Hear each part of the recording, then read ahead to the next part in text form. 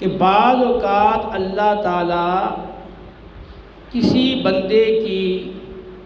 آزمائش کرنے کے لیے حلال روزی کے ذرائع اس پر محدود اور تنگ کر دیتا ہے،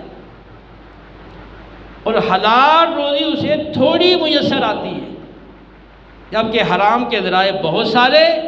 اور حرام بکثرت ملتا ہے آسانی سے۔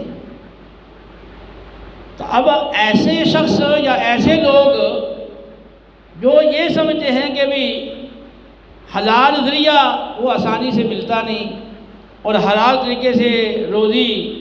وہ کم ملتی ہے، لہذا حرام کے بغیر گزارا نہیں ہے، اصل تنخواہ سے کام نہیں چلتا تو رشوت کھائیں گے، رشوت، سود، ناپ تول میں کمی، ملاوٹ اور چوری، ڈکیتی